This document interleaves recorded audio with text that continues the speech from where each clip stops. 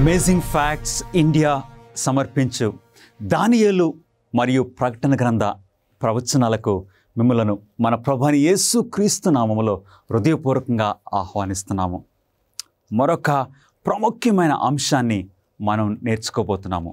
ముందే గీయబడిన దేవుని నమూనా. ఏంటి ఈ నమూనా? ముందే దేవుడు ఏర్పాటు చేసి ప్లాన్ చేసి పెట్టారు. ఈ అంశం గురించి మనం తెలుసుకోవాల్సిన విషయములన్నీ కూడా బైబిల్ నుండి ఈ చిన్న పుస్తకంలో మీ కొరకు పొందుపరిచించాం. దీనిని పొందాలంటే, ఉచితంగా మీరు పొందాలంటే ఆ నెంబర్కి మీరు ఫోన్ చేస్తే ఈ పుస్తకాన్ని మీకు పంపించడానికి మేము ఎంతో సంతోషంగా ఉన్నాము. లేక ఆ వెబ్సైట్ని మీరు దర్శించండి. మీ చేతుల్లో ఈ పుస్తకాన్ని, ఎంతో ఇన్ఫర్మేషన్ కలిగిన ఈ పుస్తకాన్ని మీ చేతుల్లో పెట్టాలని మేము ఆశిస్తున్నాం. అంతా ఉచితంగా దేవుని కృపను బట్టి. ముందే గీయబడిన దేవుని నమూనా ఏంటో ప్రార్థన చేసుకొని మనం తెలుసుకుందాం. మహాపరిశుద్ధుడా, మీకే స్తుతులు స్తోత్రములు. ఈ పాఠము ద్వారా, ఈ విషయముల ద్వారా మాతో మాట్లాడమని మీ పరిశుద్ధాత్మను మాకు బోధకునిగా అనుగ్రహించి సంపూర్ణంగా మా హృదయాలను స్వాధీనం చేసుకుని మా మనోనేత్రములు తెరవమని మా ప్రభువును మీ ప్రియకుమారుడైన నజరుడైన యేసు క్రీస్తు నామములో అడిగి వేడుకొంచున్నాము తండ్రి. ఆమెన్. దేవుడు ఎప్పుడు కూడా అన్నీ కూడా క్రమముగా ముందే ఏర్పాటు చేసే దేవుడు మన దేవుడు. హల్లెలూయా. మన దేవుడు ఏ విషయంలో కంగారు పట్టం కానీ, అధైర్యపట్టం కానీ మనం చూడట్లేదు. ఎంత చక్కటి నాయకుడిగా, సృష్టికర్తగా, విమోచకుడిగా మన దేవుడు ఉన్నాడో మనం తెలుసుకోవచ్చు. దేవుడు ఆయన బలమైన హస్తముతో ఇశ్రాయేలు ప్రజలను ఐగుప్తు దేశం యొక్క బానిసత్వము నుండి వారిని బయటకు తీసుకొని వచ్చారు. మోషే అనేకసార్లు అంటాడు, ఇది మానవునికి సాధ్యము కానిది, ఏ మానవునికి సాధ్యం కానిది. ఎందుకంటే ఆ టైంలో ఐగుప్తు చేతిలో నుండి, ఐగుప్తు యొక్క గుప్పిట్లో నుండి ప్రజలను బయటికి తీయడం అంటే అది మానవులుగా సాధ్యం కానిది. ఓన్లీ గాడ్, దేవునికి మాత్రమే అది సాధ్యము. దేవుడు ఆయన ప్రజలు ఐగుప్తు దేశంలో ఉన్న వారి బానిసత్వాన్ని చూసి, వారి కన్నీరును చూసి, వారి మొరను విని దేవుడు వారిని, ఐగుప్తీయులను శిక్షించి ఆయన ప్రజలను బయటకు తీసుకొని వచ్చారు. ఇశ్రాయేలు ప్రజలు చక్కగా వారిని ఎర్ర సముద్రము దాటించి దేవుడు వారిని బయటకు తీసుకుని వచ్చిన తర్వాత సీనాయి పర్వతము ఆ ప్రాంతంలో దేవుడు వారిని ఆ కొండల మధ్యన చక్కగా భద్రపరిచి, రాత్రి వేళ అగ్నిస్తంభంగా, పగటి వేళ మేఘస్తంభంగా వారిని కాచి కాపాడుతూ, ప్రతిరోజు వారికి భోజనం చేయడానికి మన్నా ఇస్తూ, ఇప్పుడు దేవుడు ఆయన 10 ఆజ్ఞలను అనుగ్రహించిన తర్వాత దేవుడు మోషేకి ఏమి తెలియచేశారో చూద్దాం. దేవుడు మోషేను ఏమి నిర్మించమని కోరెను మరియు ఎందుకు? ఏం చేయమని దేవుడు కోరారు? చాలా ప్రాముఖ్యమైన విషయాన్ని మనం తెలుసుకోబోతున్నాము. నిర్గమకాండము 25వ అధ్యాయము 8వ వచనము. దేవుడు అంటున్నారు, నేను వారి మధ్యలో నివసించినట్లు వారు నాకు పరిశుద్ధ స్థలమును లేక ప్రత్యక్ష గుడారమును నిర్మింపవలెను. దేవుని యొక్క ఉద్దేశం ఏంటి? ఈ మాటల ద్వారా దేవుని యొక్క స్వభావాన్ని నువ్వు గుర్తిస్తున్నావా ప్రియ సహోదరుడ, సహోదరి? ఏమంటున్నారు దేవుడు? నేను వారిలో నివసించినట్లు వారు నాకు పరిశుద్ధ స్థలమును నిర్మింపవలెను. అంటే దేవుని యొక్క ఆశ ఏంటి? ప్రతి తల్లి, ప్రతి తండ్రి కూడా వారి కుమారులు, కుమార్తెలు వారి కళ్ళ ముందు ఉండాలని ఆశపడతారు. పిల్లలందరూ కలిసి మాట్లాడుకుంటుంటే తల్లిదండ్రులు కూడా వారి మధ్యలో ఉండాలని మనకు ఆశ ఉండదా? మనల్ని సృష్టించిన మన దేవునికి అలాంటి ఆశ ఉండదా?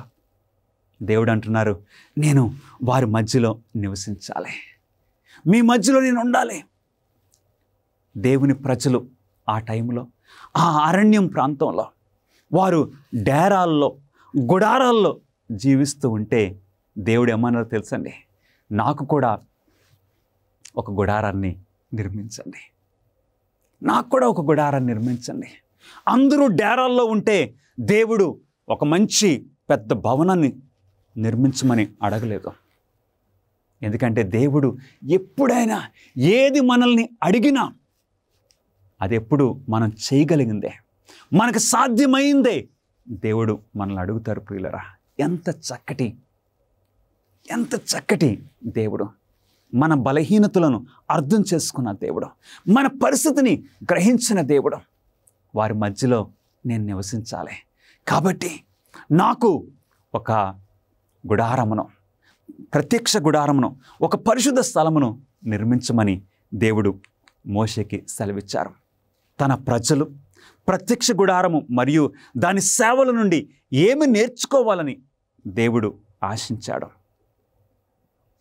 దేవుని వాక్యం సెలవిస్తుంది 77వ కీర్తన 13వ వచనము. 77వ కీర్తన 13వ వచనములో, దేవా నీ మార్గము పరిశుద్ధమైనది. అంటే అసలు అర్థమేంటో తెలుసండి?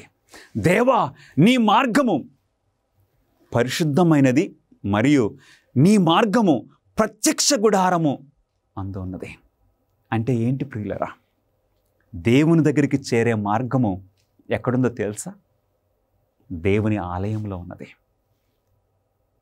కొన్ని సంవత్సరాల కిందట మేము ఫిలిప్పీన్స్ దేశంలో ఉంటున్నప్పుడు మా కుమారుడు 4 సంవత్సరాల వయసు అప్పుడు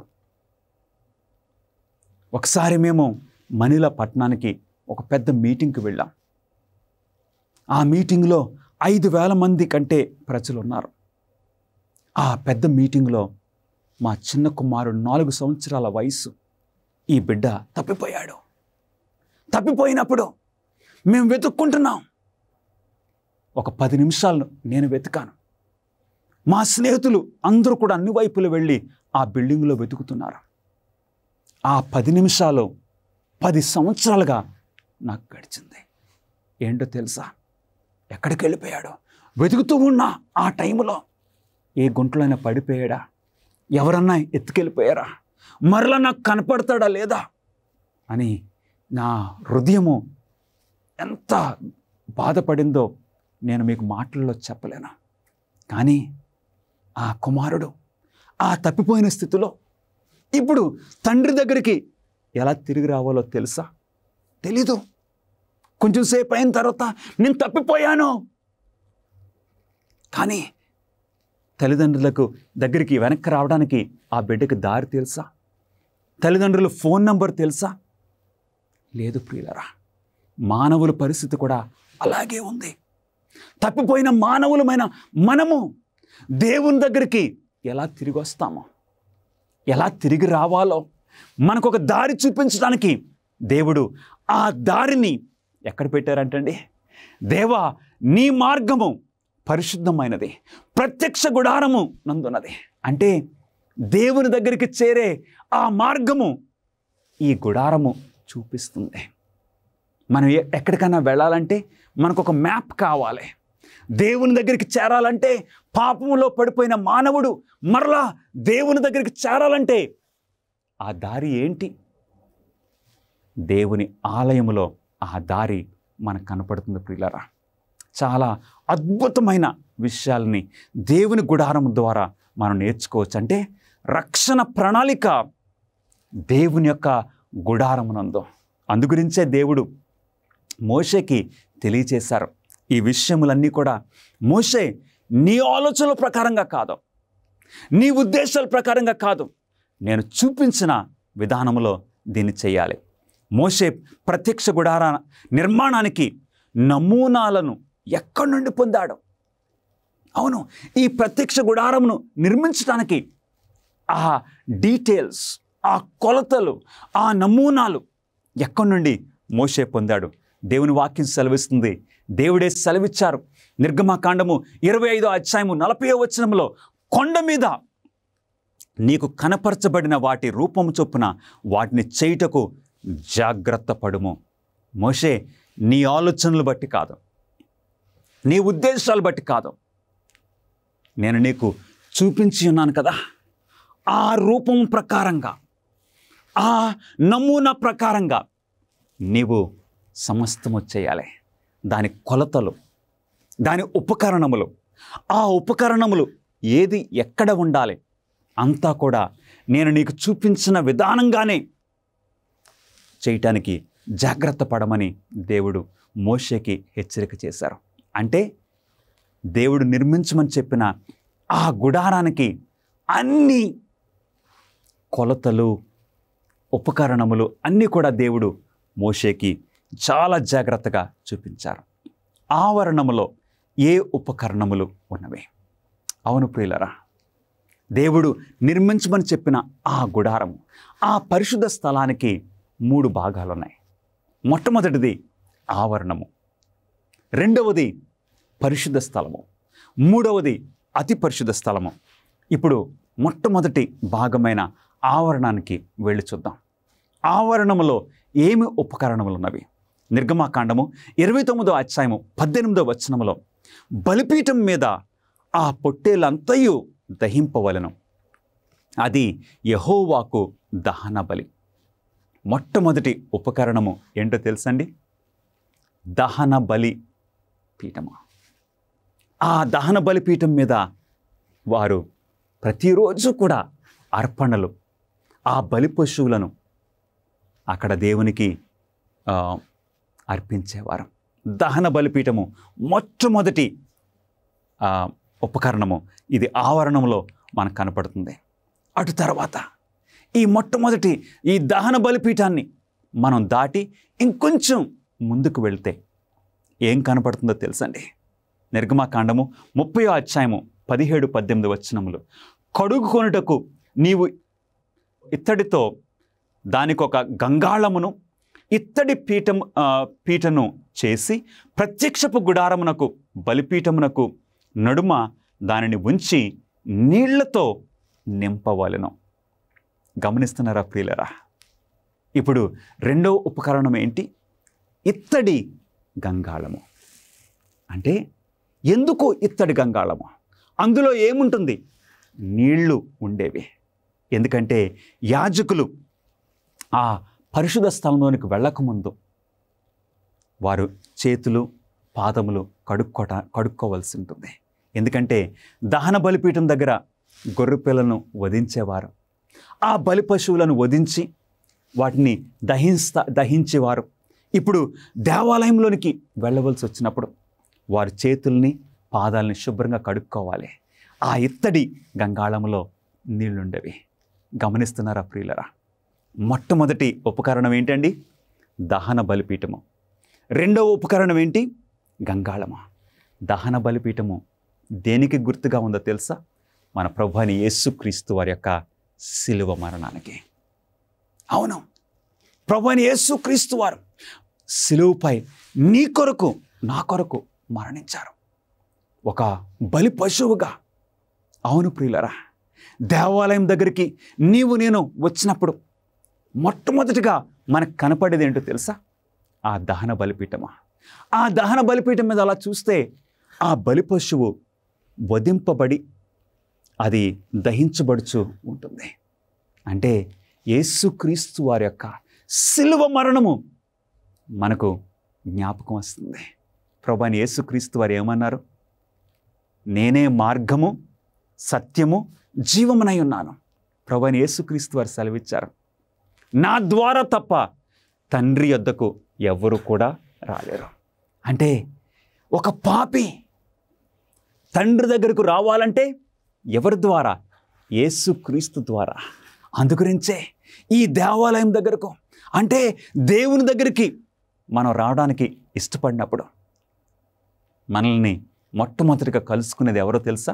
మన ప్రభువైన యేసుక్రీస్తు వారు. ఆ దహన బలిపీఠము మన ప్రభువైన యేసుక్రీస్తు వారి యొక్క ఆ శిలువ మరణానికి గుర్తుగా ఉంటుంది. ఇప్పుడు రెండో ఉపకరణము ఆ గంగాళము.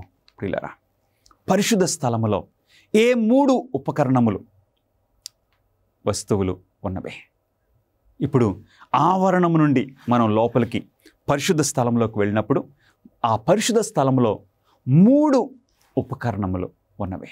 మొట్టమొదటిది, సన్నిధి బల్ల మీద నీలి బట్టను పరిచి దాని మీద గిన్నెలను, ధూపార్తులను, పాత్రలను, అర్పణ పాత్రలను ఉంచవలెను. నిత్యముగా ఉంచవలసిన రొట్టెలను దాని మీద ఉండవలెను. ఇప్పుడు పరిశుద్ధ స్థలంలోకి వెళ్ళగానే ఆ దక్షిణ వైపున మనకు కనపడేది ఆ సముఖపు సన్నిధి రొట్టెల బల్ల. అంటే ఆ బల్ల మీద 12 రొట్టెలు పెట్టేవారు. ఈ 12 రొట్టెలు దేవునికి 12 గోత్రములకి సూచనగా ఉన్నవి. అంటే ఈ 12 రొట్టెలు పరిశుద్ధ స్థలములో ఉండటం వలన దాని అర్థం ఏంటో తెలుసా? దేవుడు ఎల్లప్పుడూ కూడా ఈ 12 గోత్రముల ఇశ్రాయేలు ప్రజలను ఎల్లప్పుడూ దేవుని సన్నిధిలో వారు జీవిస్తున్నారు. దేవుడే వారిని పోషిస్తున్నారు, దేవుడే వారిని కాపాడుతున్నారన్న ఆ విషయము వారికి జ్ఞాపకము చేసేది. తర్వాత ఇంకొక ప్రక్కన దక్షిణ వైపున మనం చూస్తే, నీవు అహరోనుతో నీవు దీపములను వెలిగించినప్పుడు ఆ 7 దీపముల వెలుగు దీపవృక్షమునకు ముందు పడినట్లు వాటిని వెలిగింపవలనని చెప్పమనెను. అవును, ఇంకొక ఉపకరణం ఏంటండి పరిశుద్ధ స్థలములో? సన్నిధి బల్ల, లేక సముఖపు రొట్టెల బల్ల. రెండవది దీపవృక్షము. మేలిమి బంగారముతో చక్కగా మంచి ఆ యొక్క నకిషి పనిగా దేవుడు చేయించారు. ఆ దీపవృక్షము చాలా అందంగా ఉండేది. అందులో ఒలీవ నూనెతో ఆ దీపాలని వెలిగించేవారు. దీపవృక్షము. అటు తర్వాత ఇక 3వ ఉపకరణము పరిశుద్ధ స్థలములో మొట్టమొదటిది ఆ సన్నిధి రొట్టెల బల్ల, తర్వాత దీపవృక్షము. ఇప్పుడు 3వది ధూపవేదిక. మరియు ధూపము వేయుటకు నీవు ఒక వేదికను చేయవలను, తుమ్మకర్రతో దాన్ని చేయవలను. ఇక యాజకులు వచ్చి అక్కడ ధూపము వేసేవారు. ఇది పరిశుద్ధుల ప్రార్థనలకు గుర్తుగా ఉంటుంది. ప్రియులారా, ఎంత అద్భుతంగా దేవుడు ఏ ఉపకరణము ఎక్కడ ఉండాలి, ఆ కొలతలు అన్నీ కూడా దేవుడే ఏర్పాటు చేశారు. 6వ ప్రశ్న, ఏ ప్రత్యేక వస్తువు అతి పరిశుద్ధ స్థలములో ఉన్నది? ఇప్పుడు మనము ఆవరణమును చూసాము, దహన బలిపీఠము, తర్వాత గంగాళము చూసాము. అటు నుండి పరిశుద్ధ స్థలంలోనికి వచ్చాము. పరిశుద్ధ స్థలంలో సన్నిధి రొట్టెల బల్ల, తర్వాత దీపవృక్షము, అటు తర్వాత దహన ధూపవేదికను మనం చూసాము. ఇప్పుడు పరిశుద్ధ స్థలమును దాటి ఇప్పుడు లోపలికి 3వ భాగము అతి పరిశుద్ధ స్థలానికి మనం వెళుతున్నాము. అతి పరిశుద్ధ స్థలములో ఒకే ఒక్క ఉపకరణము ఉన్నది, చాలా ప్రత్యేకమైన వస్తువు. అదేంటో దేవుని వాక్యం సెలవిస్తుంది. నిర్గమాకాండము 26వ అధ్యాయము 34వ వచనములో, అతి పరిశుద్ధ స్థలములో సాక్ష్యపు మందసము మీద కరుణాపీఠము ఉంచవలెను. అతి పరిశుద్ధ స్థలములో అక్కడ మందసము దేవుడు ఏర్పాటు చేశారు. ఆ మందసము పైన 2 దూతలు వారి యొక్క ముఖములు క్రిందకి చూస్తున్నట్లు, వారికి రెక్కలు, ఒక రెక్క పైకి ఒక రెక్క క్రిందకు ఉన్నట్లు కనపడుతుంది. ఆ 2 దూతల మధ్యలో ఏముందండి? కరుణాపీఠము ఉంచవలెను. కరుణాపీఠం అంటే దేవుని యొక్క సింహాసనానికి గుర్తుగా ఉంది. ఆ 2 దూతల మధ్యన అంటే దేవుని సింహాసనానికి ఇరువైపులా 2 కెరూబులు ఉన్నట్లు మనం గమనిస్తూ ఉన్నాము. ఆ కెరూబులు అలా క్రిందికి చూస్తున్నారు. ఆ కరుణాపీఠము మీదకి వారు చూస్తూ ఉన్నారు. ఎందుకు అలా చూస్తున్నారు తెలుసా? వారు ఆశ్చర్యపోతున్నారు. దేని గురించి వారు ఆశ్చర్యపోతున్నారు? దేవుడు మానవుల పట్ల ఎంత ప్రేమ, ఈ దేవాతి దేవునికి ఈ మానవుల పట్ల ఎంత ప్రేమ దేవుడు చూపిస్తున్నారు అనే ఆ ఆశ్చర్యాన్ని ఆ 2 దూతలు, ఆ 2 కెరూబులు, ఆ 2 దూతలు మాత్రమే కాదు, పరలోకంలో ఉన్న దూతలందరూ కూడా మానవునికి దేవునికి మధ్యనున్న ఈ ప్రేమ, ఈ సంబంధాన్ని చూసి ఆశ్చర్యపోతున్నట్లు మనం గమనిస్తున్నాము. ఇప్పుడు మందసము లోపల ఏమున్నది? అతి పరిశుద్ధ స్థలములో ఉన్న ఆ ఒక్క ప్రత్యేకమైన వస్తువు ఆ మందసము. ఆ మందసము ఒక పెట్టెలాగా ఉన్నది. ఆ మందసములో లోపల ఏమున్నదో చూడాలని మీకు ఆశగా ఉన్నదా ప్రియులరా? ఏమున్నదో తెలుసా? నిర్గమకాండము 25వ అధ్యాయము 20-21 వచనాల్లో, నీవు ఆ కరుణాపీఠమును ఎత్తి ఆ మందసం మీద ఉంచవలెను, నేను నీకిచ్చు శాసనములను ఆ మందసములో ఉంచవలెను. గమనిస్తున్నారా ప్రియులరా? ఆ మందసములో ప్రాముఖ్యమైన విషయం ఏంటో తెలుసా అండి? ప్రాముఖ్యమైనది ఏమన్నా తెలిసింది? ఆ పెట్టెలో దేవుడు కొండ మీద ఆయన స్వహస్తముతో రాసి మోషేకు 10 ఆజ్ఞలు ఇచ్చారే, ఆ 2 రాతి పలకల్లో 10 ఆజ్ఞలు ఇచ్చారు కదా. ఆ 2 రాతి పలకలు, 10 ఆజ్ఞలు కలిగిన ఆ 2 రాతి పలకలను దేవుడు జాగ్రత్తగా తీసుకుని వెళ్ళి ఆ మందసములో ఉంచాలి. కాబట్టి ఆ పెట్టెలో అతి పరిశుద్ధ స్థలములో ఉన్న ఆ మందసములో ఏమున్నావండి? దేవుని యొక్క శాసనములో దేవుడు తన స్వహస్తముతో రాసిచ్చిన 10 ఆజ్ఞలు. మరలా ఒక చిన్న మన్నాతో ఉన్న బుడ్డి ఒకటి, తర్వాత మరి చిగిరించిన అహరోను కర్ర కూడా అందులో ఉన్నాయి. కానీ ప్రాముఖ్యంగా ఈ పెట్టెలో దేవుడు ఇచ్చిన శాసనాలు మనకు కనపడుతున్నాయి. ద్వితీయోపదేశకాండము 10వ అధ్యాయము 4-5 వచనాల్లో, మీతో పలికిన 10 ఆజ్ఞలను మునుపు రాసినట్టు యెహోవా ఆ పలకల మీద రాశాను. యెహోవా వాటిని నాకిచ్చిన తర్వాత నేను తిరిగి కొండ దిగి వచ్చి నేను చేసిన మందసములో ఆ పలకలను ఉంచితిని. యెహోవా నాకు ఆజ్ఞాపించినట్లు వాటిని దానిలో ఉంచితిని. ఎవరు మాట ప్రకారంగా? దేవుని మాట ప్రకారంగా. దేవుడు రాసిచ్చిన ఆ 10 ఆజ్ఞలను మోషే అతి పరిశుద్ధ స్థలములో ఆ నిబంధన మందసంలో పెట్టమని దేవుని మాట ప్రకారంగా దేవుడు మోషే చేశాడు. గమనిస్తున్నారా నా ప్రియ స్నేహితులారా? దీని అర్థం ఏంటి? దీని అర్థం ఏంటి? రక్తము చిందింపబడకుండా పాప క్షమాపణ కలగదు.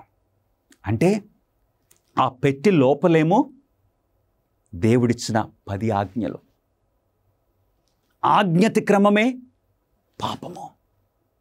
దేవుడిచ్చిన 10 ఆజ్ఞలు ఆ పెట్టి లోపల, ఆ పెట్టి పైన కరుణాపీఠము.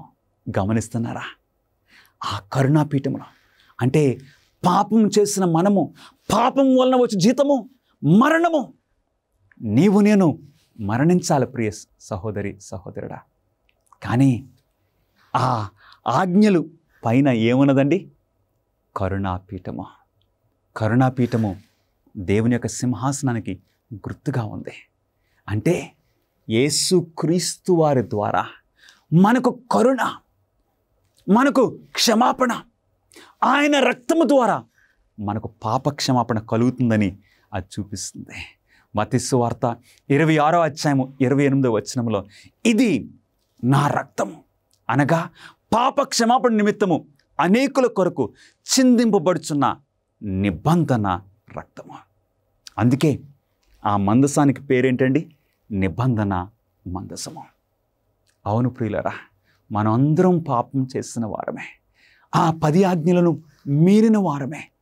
అందుకు మన గురించి దేవుడు కరుణాపీఠము, కరుణ, వాత్సల్యత, క్షమాపణ దేవుడు మన కొరకు, నీ కొరకు ప్రత్యేకంగా నా కొరకు ఏర్పాటు చేశారు.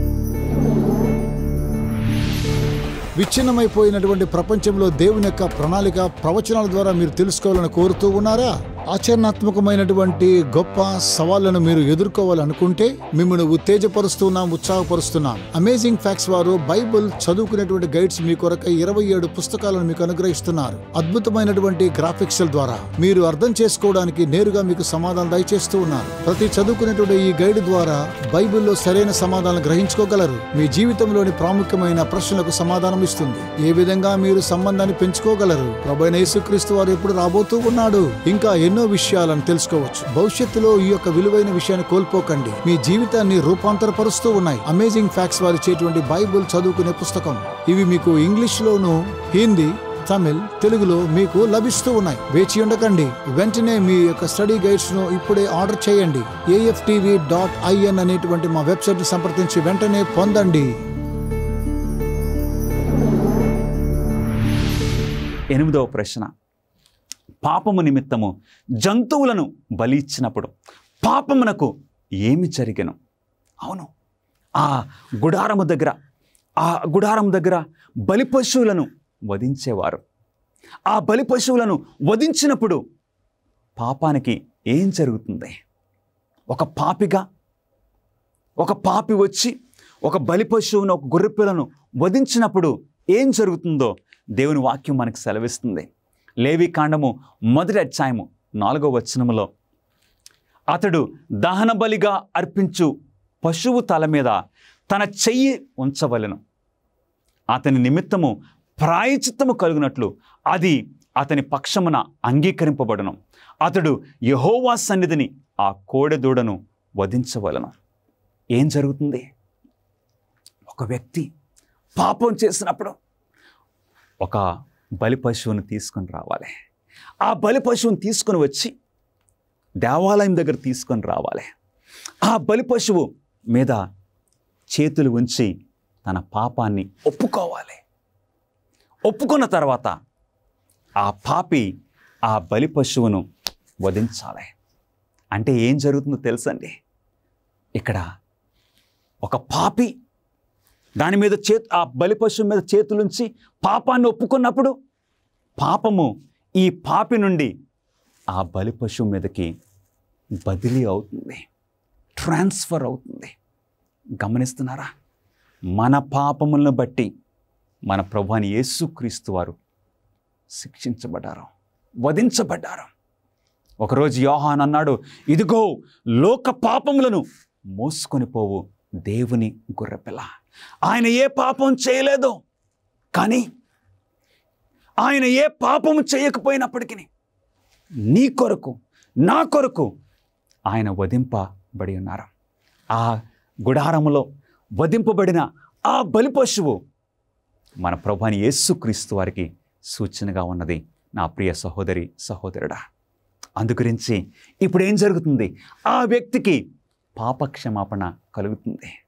ఒకసారి ఆ బలి పశువును తీసుకుని వచ్చి ఆ పాపి చేతులుంచి పాపాన్ని ఒప్పుకున్న తర్వాత ఆ బలి పశువును వధించిన తర్వాత ఇప్పుడు పాపము బదిలీ అయిందని మనం తెలుస్తూ ఉన్నాము. ఇప్పుడు ఆ పాపి ఇక చక్కగా ఇంటికి వెళ్ళిపోవచ్చా? పాపము పోయిన వానిగా, పాపము కడగబడిన వ్యక్తిగా ఇంటికి వెళ్ళొచ్చు. జనాంగం అంతటి కొరకు బలి పశువును అర్పించినప్పుడు పాపమునకు ఏమీ జరిగను. ఇప్పుడు ఇశ్రాయేలు సమాజం అంతా కూడా పాపం చేస్తే వారి అందరి పాపానికి ఒక కోడె దూడను వధించాలి. వధించినప్పుడు ఏం జరుగుతుంది? యాజకుడు ఏం చేస్తారో తెలుసండి? ఆ యాజకుడు ఆ రక్తములో ఆ బలి పశువును వధించిన తర్వాత ఇప్పుడు యాజకుడు ఆ రక్తాన్ని ఒక గిన్నెలో తీసుకోవాలి. ఆ రక్తాన్ని తీసుకున్న తర్వాత యాజకుడు ఏం చేస్తున్నాడు? ఆ యాజకుడు ఆ రక్తములో తన వేలు ముంచి అడ్డతెర వైపున యెహోవా సన్నిధిని 7 మార్లు దాన్ని ప్రోక్షించవలెను. అవును, ఇప్పుడేం జరుగుతుంది? ఆ పాపము ఇప్పుడు ఎక్కడికి వెళ్ళిందండి? ఆ సమాజం నుండి అందరూ వారు చేసిన పాపము ఇప్పుడు ఎక్కడికి బదిలీ అయింది? దేవాలయంలో ఉన్న పరిశుద్ధ స్థలానికి, అతి పరిశుద్ధ స్థలానికి మధ్యలో ఉన్న ఆ తెరకు బదిలీ అయింది. గమనిస్తున్నారా? Transfer of sin. యేసు మన కొరకు ఏ 2 ప్రత్యక్ష గుడారపు చిహ్నాలను లేక గుర్తులను నెరవేర్చాడు. అవును, గమనిస్తున్నారా ప్రియులరా? మన ప్రభువు అయిన యేసుక్రీస్తు వారు మొట్టమొదటిగా కొరింథీయులకు రాసిన మొదటి పత్రిక 5వ అధ్యాయము 7వ వచనములో క్రీస్తు అను మన పస్కా పశువు మన కొరకు వధింపబడిన. గమనిస్తున్నారా? ఆ గుడారము దగ్గర వధింపబడిన ప్రతి బలి పశువు ఎవరికి గుర్తుగా ఉన్నదండి? నీ రక్షకుడు, నా రక్షకుడైన మన ప్రభువైన యేసుక్రీస్తు వారికి గుర్తుగా ఉన్నారు. మన పస్కా పశువు, మన పస్కా బలి అర్పణ అయిన మన ప్రభువైన యేసుక్రీస్తు వారికి. ఎందుకంటే నిజంగా ఆ గొర్రెలను వధించడం వలన పాపక్షమాపణ రావడం లేదా? ఆ గొర్రె ఎవరికి చిహ్నంగా ఉన్నది? మన ప్రభువైన యేసుక్రీస్తు వారికి. నేను మరణించవలసిన స్థానంలో ఆయన నా కొరకు మరణించారు. ఒక దేవుడు పాపి అయిన నా కోసం మరణించటమా? ఎంత అద్భుతమైన విషయము గురించి ఈ బైబిల్ బోధిస్తుంది. ఎంత ప్రేమ మన ప్రభువైన యేసుక్రీస్తు వారు మన పట్ల వ్యక్తపరిచారు. శాశ్వతమైన ప్రేమ. కాబట్టి మొట్టమొదటిది ప్రభువైన యేసుక్రీస్తు వారు మన పస్కా బలి పశువుగా ఉన్నారు. అంత మాత్రమే కాదు, ఆ గుడారము దగ్గర ఇంకెవరు కావాలి? బలి అర్పణ మాత్రమే కాదు, యాజకుడు అవసరమైనది. హెబ్రీయులకు రాసిన పత్రిక 4వ అధ్యాయం 14వ వచనంలో ఆకాశ మండలము గుండా వెళ్ళిన దేవుని కుమారుడైన యేసు అను గొప్ప ప్రధాన యాజకుడు మనకున్నాడు. హల్లెలూయా! మన ప్రధాన యాజకుడు మన ప్రభువైన అయిన యేసుక్రీస్తు వారు. యేసుక్రీస్తు వారు కేవలము బలి పశువు మాత్రమే కాదు, ఆయన పస్కా గొర్రెపిల్ల మాత్రమే కాదు, ఆయన మన ప్రధాన యాజకుడు కూడాను. హల్లెలూయా! మన ప్రధాన యాజకుడు. ఈ భూమి మీద ఉన్న ప్రధాన యాజకులు వారు ముసలి వారైపోయి వారు చనిపోయేవారు. అవును, తర్వాత ఇంకొక ప్రధాన యాజకుడు రావాలి. కానీ మన ప్రధాన యాజకుడైతే ఆయనకి మరణం లేదు. నిత్యము నీ కొరకు నా కొరకు విజ్ఞాపన చేయటానికి మన ప్రభువైన యేసుక్రీస్తు వారు ఎల్లప్పుడూ జీవిస్తూ ఉన్నారు. ఈ భూమి మీద ఉన్న ఆ ప్రధాన యాజకులైతే వారు పాపులే. వారు పాపం చేసినప్పుడు వారి పాపాలకి ముందు పాప క్షమాపణ పొందిన తర్వాత ఇతరుల కొరకు వారు విజ్ఞాపన చేయవచ్చు. కానీ మన ప్రధాన యాజకుడైన మన ప్రభువైన యేసుక్రీస్తు వారు ఏ పాపమును కూడా చేయలేదు. అంటే ప్రధాన యాజకులలో శ్రేష్ఠుడు మన ప్రభువైన యేసుక్రీస్తు వారు. ఆయన మన బలి పశువు మాత్రమే కాదు, మన ప్రధాన యాజకుడు కూడా. మన ప్రియ స్నేహితులారా, యేసు మనకు ఇచ్చిన నీతి గురించి బైబిల్ ఏ 6 అద్భుతమైన వాగ్దానాలను ఇస్తుంది. 6 అద్భుతమైన వాగ్దానాలను బైబిల్ ఇస్తుంది. 1 యోహాను 1వ అధ్యాయం 9వ వచనం చాలా ప్రాముఖ్యమైన మాటలు. మన పాపములను మనము ఒప్పుకొనని ఎడల ఆయన నమ్మదగిన వాడును నీతిమంతుడును కనుక ఆయన మన పాపములను క్షమించి సమస్త దుర్నీతి నుండి మనలను పవిత్రులుగా చేయను.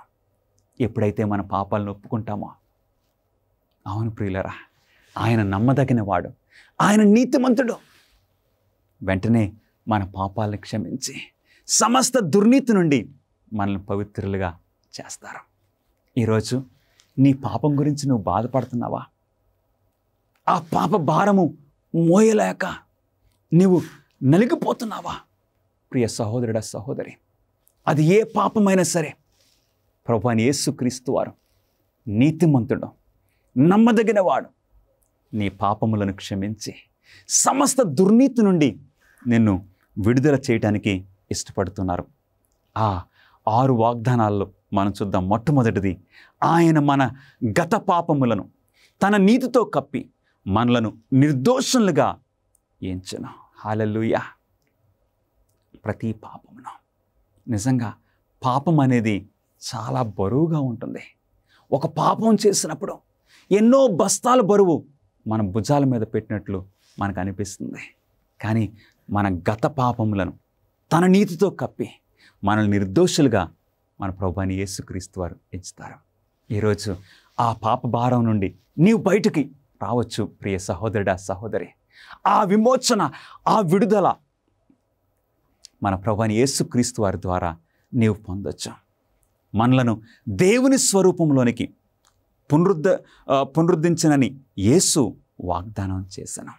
మన పాపాలని ఆయన మనల్ని క్షమించడం మాత్రమే కాదు, ఏంటో తెలుసండి, మన పాపాలని క్షమించి మనల్ని ఆదిలో దేవుడు ఆయన స్వరూపంలో మనల్ని సృష్టించుకున్నారు. అంటే నీవు నేను దేవుని స్వరూపంలో చేయబడిన వారము. మన పాపాలను క్షమించి మరలా ఆయన స్వరూపంలోనికి తిరిగి మరలా మనల్ని నడిపించుకోవడానికి, మార్చుకోవడానికి మన ప్రభువైన యేసుక్రీస్తు వారు వాగ్దానం చేశారు. రోమీయులకు రాసిన పత్రిక 8వ అధ్యాయము 29వ వచనంలో ఈ చక్కటి వాగ్దానము మనకు కనపడుతుంది. దేవుని చిత్తాన్ని నెరవేర్చాలని అనే కోరికను మరియు శక్తిని యేసు మనకిస్తాడు. మనము మన ఆదిమ తల్లిదండ్రులు పాపం చేసినప్పుడు ఏం జరిగింది? ఒక్కసారి మన ఆదిమ తల్లిదండ్రులు పాపం చేసిన తర్వాత ఇక దేవుణ్ణి చూడాలి అన్న ఆలోచన వారికి కలగట్లేదు. అందుకే ఆదామవ్వలు పాపం చేసిన తర్వాత దేవుని నుండి వారు పారిపోయారు. ఆ ఏదెను తోటలో ఆ పొదల చాటుకి, ఆ చెట్ల చాటుకి వెళ్ళిపోయారు. కానీ దేవుడు వెతుక్కుంటూ ఆదామవ్వల దగ్గరికి వచ్చారా? అవును ప్రియులరా, పాపం చేసిన మనస్సు దేవునికి తిరుగుబాటులో జీవిస్తుంది. కానీ ఎప్పుడైతే మన ప్రభువైన యేసుక్రీస్తు వారు మన పాపాలని క్షమిస్తారో, ఆయన చిత్తాన్ని నెరవేర్చాలన్న కోరిక మనలో పుట్టిస్తారు. కోరికను పుట్టించడం మాత్రమే కాదు, నెరవేర్చే ఆ శక్తిని కూడా మన ప్రభువైన యేసుక్రీస్తు వారు మనకు అనుగ్రహిస్తున్నారు. 4వది, దేవునికి ఇష్టమైనవి మాత్రమే చేయుటకు యేసు మనకు సహాయము చేయను. హల్లెలూయా. అవును, ఇక నుండి ప్రభువైన యేసుక్రీస్తు వారు మనల్ని క్షమించిన తర్వాత మన హృదయాన్ని ఆయన ఎలాగ మారుస్తున్నారు? ఇక దేవునికి ఇష్టమైనవి మనం చేయనట్లు మనకు సహాయం చేస్తారు. మన పాప స్థితిలో మనకిష్టమైనవి, మనకు నచ్చినవి మనం చేసుకుంటూ ఆ విధంగా పాపంలోనికి దిగిపోయాము. కానీ ఇప్పుడైతే మన ప్రభువైన యేసుక్రీస్తు వారి దగ్గరికి మనం వచ్చినప్పుడు ఇప్పుడు ఆయనకిష్టమైనవి, అంటే మనకు మేలైనవి చేయడానికి ఆయన సహాయము చేస్తున్నారు. 5వది, ఆయన పాపరహితమైన జీవితమును మరియు ప్రాయచిత్త మరణమును మనకు ఆరోపించడం ద్వారా మరణ శిక్షను ఆయన తొలగిస్తారు. హల్లెలూయా. యేసుక్రీస్తు వారి దగ్గరికి ఈరోజే నీవు రావచ్చు ప్రియ సహోదరుడా, సహోదరి. ఆయన దగ్గరికి వచ్చినప్పుడు అవును, మన మరణ శిక్షను సంపూర్ణంగా తొలగిస్తున్నారు. ఎందుకంటే క్రీస్తునందున్నవారు ఒక నూతన సృష్టిగా మార్చబడుతున్నారు. అలాంటి ఆ నూతన అనుభవము కలగాలని నీవు ఆశపడుతున్నావా? అవును, ఆ పాప భారము నుండి విడుదల అవ్వాలని నీకు ఆశ కలుగుతుందా? ఒక క్రొత్త జీవితాన్ని నేను జీవించాలి అని నీకు ఆశ కలుగుతుందా? యేసుక్రీస్తు వారి ద్వారా నీకు నాకు కలుగుతుంది. ఆ మరణ శిక్షను ఆయన తొలగిస్తున్నారు, మనల్ని బయటకు నడిపిస్తున్నారు. ఆయన తిరిగి వచ్చే వరకు మనలను నమ్మకంగా ఉంచుటకు సహాయపడు బాధ్యతను యేసు స్వీకరించిన.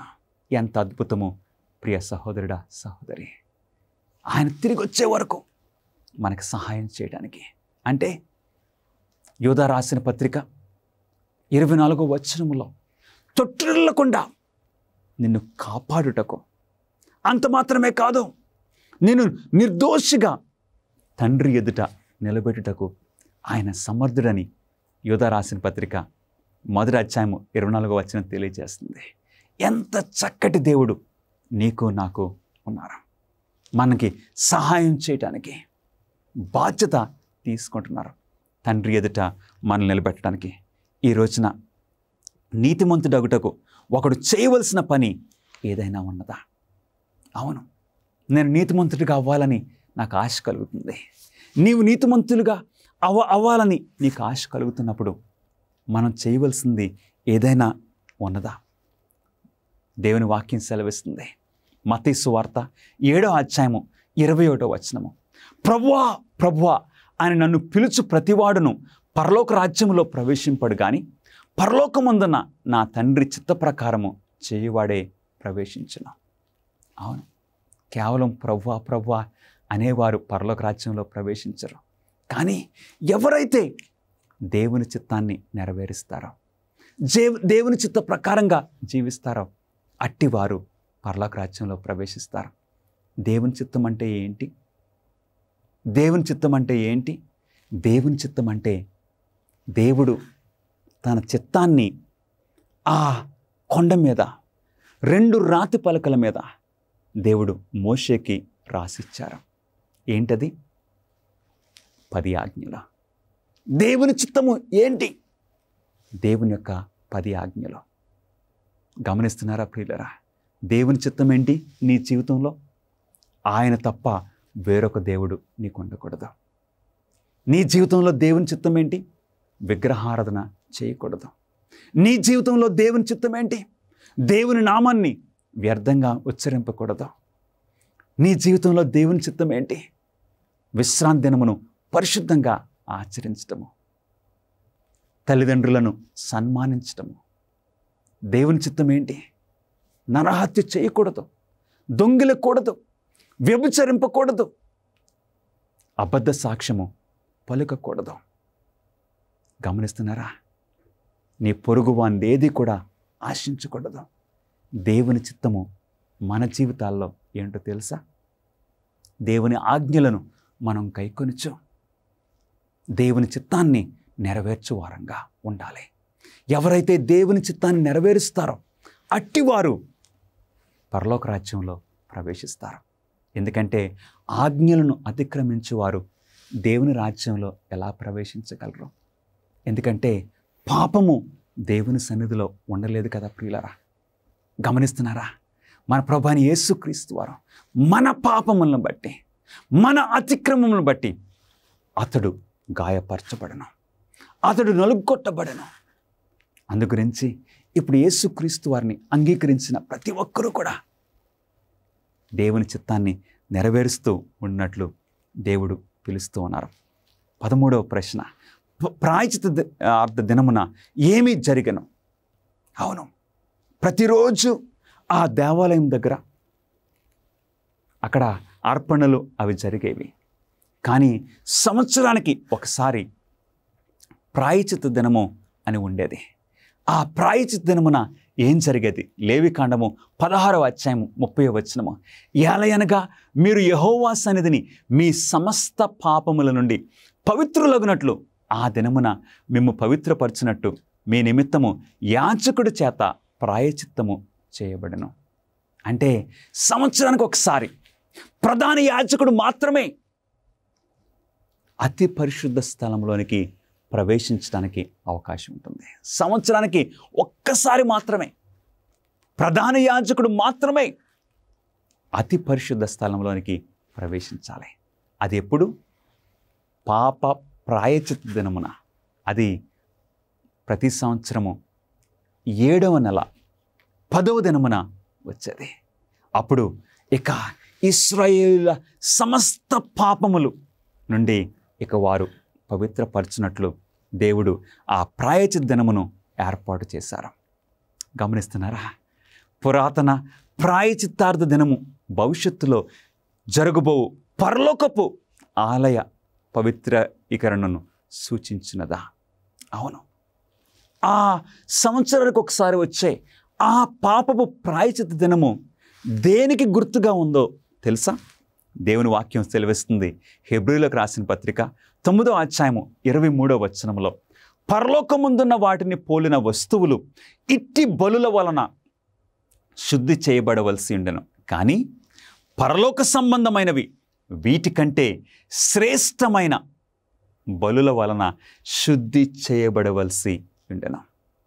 ఈ భూమి మీద సంవత్సరానికి ఒకసారి 7వ నెల 10వ దినమున ఆ దేవాలయం యొక్క పవిత్రత దినముగా దేవుడు ఏర్పాటు చేశారు.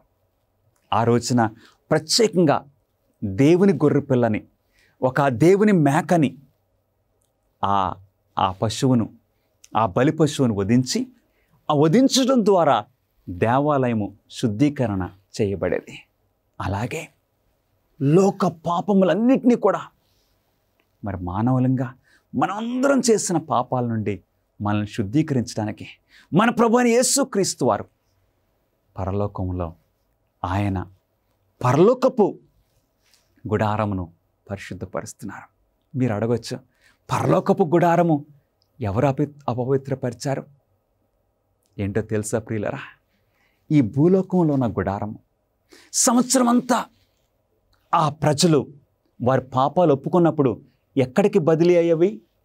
దేవాలయానికి, ఆ గుడారానికి ట్రాన్స్ఫర్ అయ్యేవి సంవత్సరం అంతా. అప్పుడు సంవత్సరానికి ఒక రోజున ఆ గుడారాన్ని పవిత్రపరిచేవారు. అలాగే మనము మన పాపాలను ఒప్పుకున్నప్పుడల్లా ఇప్పుడు మన పాపాలు ఎక్కడికి ట్రాన్స్ఫర్ అవుతున్నాయి? పరలోకపు గుడారంకు. మరి పరలోకపు గుడారం కూడా మన పాపములను బట్టి అపవిత్రపరచబడింది కదా. మరి పరలోకపు గుడారము ఎలా పవిత్రపరచబడుతుంది? దేవుని వాక్యం ఏం సెలవిస్తుంది? శ్రేష్టమైన బలుల వలన శుద్ధి చేయబడవలసి ఉండెను. శ్రేష్టమైన బలి వలనే పరలోకపు గుడారము పవిత్రపరచబడుతుంది. మరి ఆ శ్రేష్టమైన బలి ఏంటి? మన ప్రభువైన యేసుక్రీస్తు వారు. హల్లెలూయా! మన ప్రభువైన యేసుక్రీస్తు వారు, ఆయన నిష్కలంకమైన రక్తము, అది శ్రేష్టమైన బలి అర్పణ. ప్రియులరా, ఈ రోజున మన ప్రభువైన యేసుక్రీస్తు వారు నిన్ను నన్ను పిలుస్తూ ఉన్నారు. ఆయన నిన్ను నీతిమంతునిగా మార్చడానికి, అవసరమైన అద్భుతాలను చేయనట్లు నీ జీవితాన్ని పూర్తిగా యేసు చేతికి అప్పగించడానికి నీవు సిద్ధంగా ఉన్నావా? ఈరోజు మన ప్రభువైన యేసుక్రీస్తు వారు, మన రక్షకుడు, మన ప్రభువు నిన్ను నన్ను పిలుస్తూ ఉన్నారు. నా కుమారుడా, నీ స్థానంలో నేను మరణించి ఉన్నాను. నా కుమార్తె, నీ స్థానములో నా ప్రాణాన్ని అర్పించాను. మరి మనం ఏం చేయాలి? ఇప్పుడు ఆయనను రక్షకుడిగా మనం స్వీకరించినప్పుడు ఏమవుతుంది? మనం పొందవలసిన శిక్ష ఆయన పొంది ఉన్నారు. కాబట్టి మనకి విమోచన, మనకి విడుదల, క్రీస్తునందు మనకి రక్షణ. ఎంత గొప్ప విషయమో! ఇట్టి భాగ్యమును మరలా నీతిమంతులంగా నీవు నేను అవడానికి అవకాశం ఉన్నది. క్రీస్తు ద్వారా మాత్రమే, ఆయన నామమును మాత్రమే రక్షణ ఉన్నది. ఈరోజు అట్టి రక్షణ నీవు పొందడానికి ఇష్టపడుతున్నావా ప్రియ సహోదరి, సహోదరుడా? క్రీస్తుకును నిన్ను వేరు చేసే ఆ పాపం ఏంటి? ఈరోజు ఆ పాపాన్ని ఒప్పుకొని, ఆ పాప పరిస్థితిని ఒప్పుకొని, క్రీస్తు ద్వారా నీవు నీతిమంతుడుగా, నీతిమంతురాలుగా అవడానికి నీకు కృప యేసుక్రీస్తు వారు అనుగ్రహించడానికి ఇష్టపడుతూ ఉన్నారు. అట్టి కృపను స్వీకరించడానికి నీవు ఇష్టపడుతున్నావా? ఈరోజు ప్రార్థన చేసుకుందాం. మహాపరిశుద్ధుడైన మా తండ్రి, మా నిమిత్తము మాతో నివసించడానికి మీరు ఇష్టపడుచున్నందుకు మీకు స్తోత్రములు. మోషే ద్వారా ఒక చక్కటి గుడారమును, పరిశుద్ధ స్థలమును నిర్మించమని చెప్పిన గొప్ప దేవ, ప్రేమగల తండ్రి, మీకు స్తుతులు స్తోత్రములు. మా పాపముల నిమిత్తము ఒక రక్షణ ప్రణాళికను మీ ప్రియకుమారుని ద్వారా మీరు ఏర్పాటు చేసి మాకు బయలుపరిచినందుకు మీకు స్తుతులు స్తోత్రములు చెల్లించుకుంటున్నాము. మరలా మేము పవిత్రులంగా అయ్యే ఈ భాగ్యము కొరకు మీకు స్తోత్రములు. ఈరోజు మా పాపములు క్షమించి మీ రాజ్యమునకు వారసులుగా మమ్మల్ని ముద్రించుకోమని మా ప్రభువును మీ ప్రియకుమారుడైన నజరేయుడైన యేసుక్రీస్తు నామములో అడిగి వేడుకొంచున్నాం తండ్రి, ఆమేన్. మా ప్రార్థనా బృందము మీ ప్రత్యేక ప్రార్థనా విన్నపాలను స్వీకరించి మీకోసం ప్రార్థన చేయడానికి సిద్ధంగా ఉన్నాము. దయచేసి స్క్రీన్ మీద కనిపించే ఫోన్ నెంబర్కి కాల్ చేయడానికి ఆలస్యం చేయకండి. లేక మీ ప్రార్థనా విన్నపములను prayer@aftv.in అనే అడ్రస్కు ఈమెయిల్ చేయమని కోరుచున్నాను.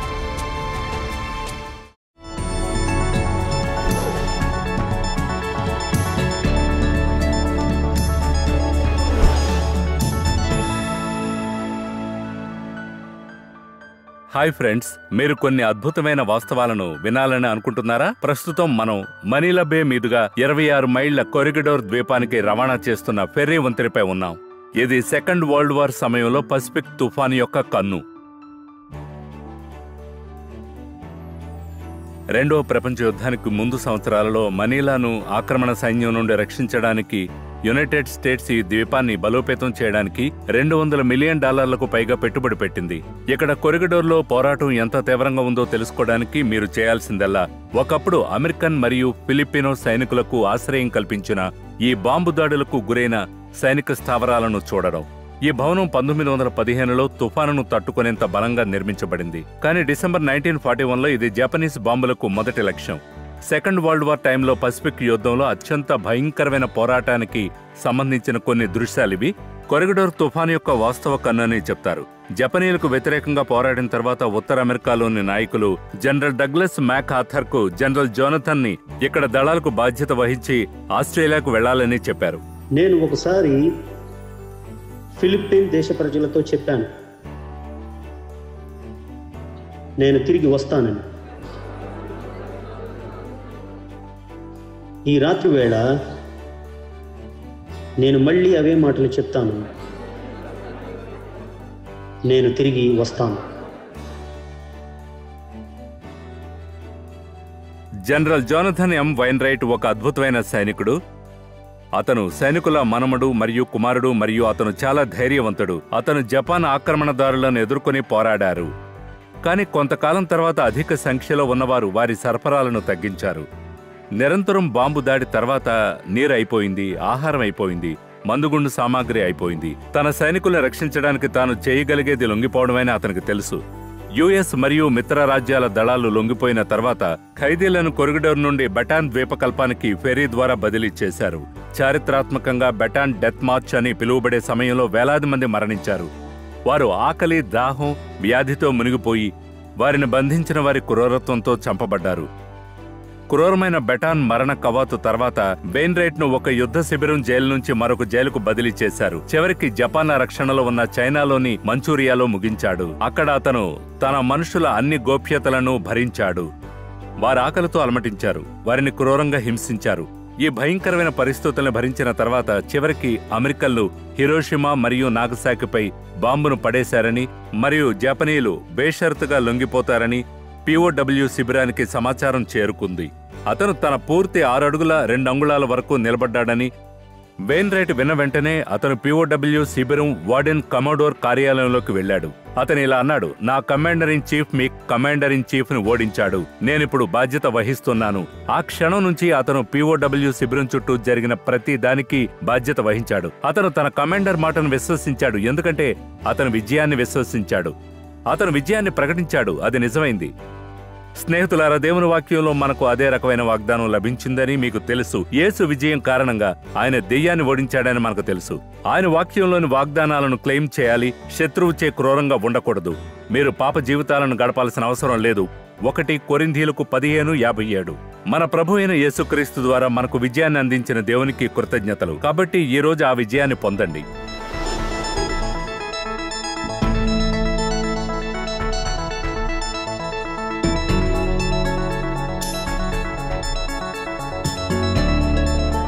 మరిన్ని అమేజింగ్ ఫ్యాక్ట్స్ వీడియోల కోసం మా యూట్యూబ్ ఛానల్ దర్శించండి. సబ్స్క్రైబ్ చేయడం మర్చిపోవద్దు. సరదాగా చదవటం చేయటం లాంటివి మీకు ఇష్టమా? అమేజింగ్ ఫ్యాక్ట్స్ నుండి అమేజింగ్ అడ్వెంచర్ బైబిల్ గైడ్స్ చాలా సరదాగా ఉంటాయి.